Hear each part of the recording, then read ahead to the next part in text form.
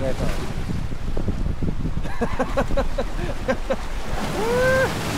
Bahalag tugnaw. Basta. Kapamingwit. Puntan po, kaya basing kalimutan nuag na kakong di mahalas ambak to guys.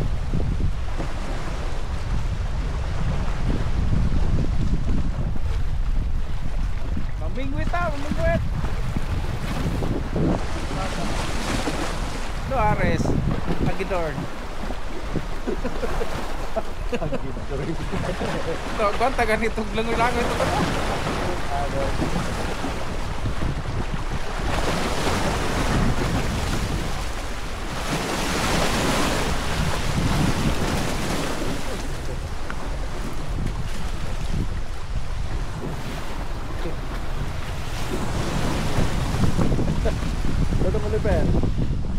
Dodo liver hatan kana mo sa akong pantat ron daw. Ulo. Ulong pantat.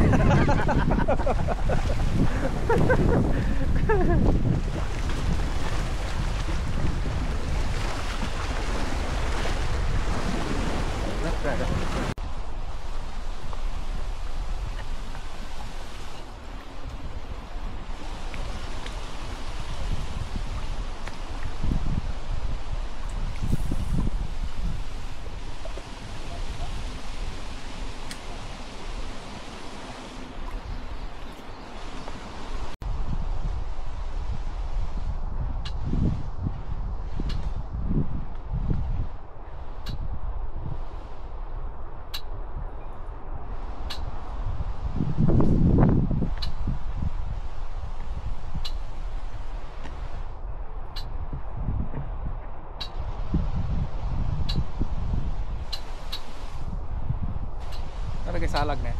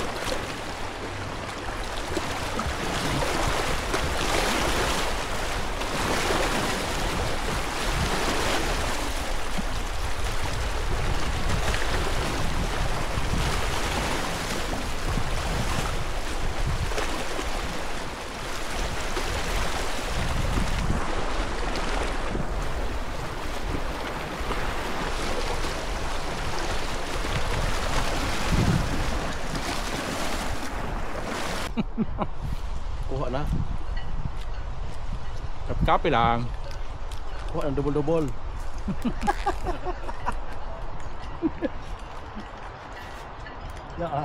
Mingwit mingwit. Wala may kuha. Bagay makikukob. Kaya pa ilantot lang. Lagoy na lang man eh. Labugit ako, balon ta ako. Kuha sila out, ako kayo. Ito, pantat guro no. Kaya? Kuha ka si Bob. Ito ano? Kayo. Pantat?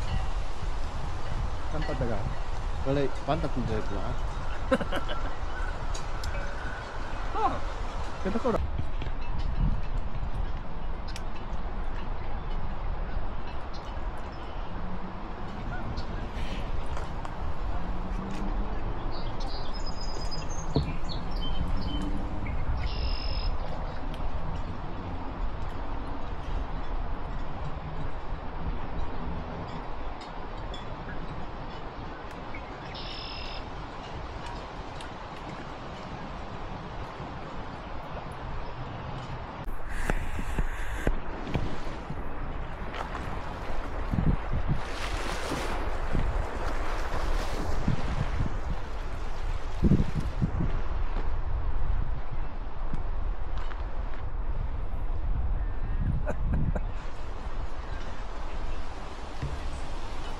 Agduha. Wala. Aras pikas din na kay Hagen? Daw na ko aras pikas. Naman likuran.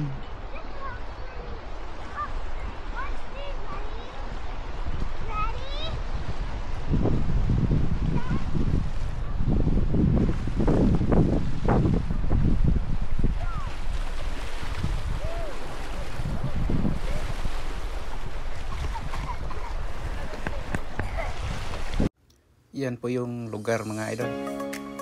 Malapad. Yan po yung kuha ng drone. Liparan ko ng drone mga idol. So busy yung dalawa mga idol. Malapad yung trip pero sa totoo lang mga idol wala kaming kuha. Malamig kasi baka nasa lalim pa yung mga dagat. Ay no, sorry. Yung mga isda. Mali-mali na tuloy yung voice over ko. Wala kasing boses yung drone.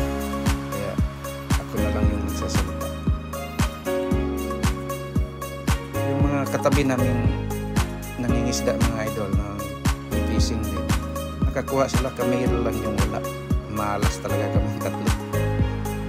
Puro lang kasi mga kaulas-lugan yung mga pinto namin tatlo kaya minalas kami. Yan, malapad yan mga idol. Dito lang yan sa Ottawa, Canada. Sa tawag ito, Andrew Hidon na lugar. Ganda pala yan dyan. First time ko pang makapunta dyan. Ganda maglakad-lakad. Yan, busy yung dalawa. Ako yung nakaupo sa may upuan. Lakad-dala ng mga aso.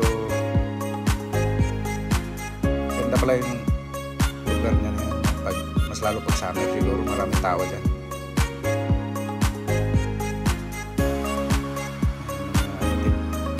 Rentahan ng mga yate. Dalawa.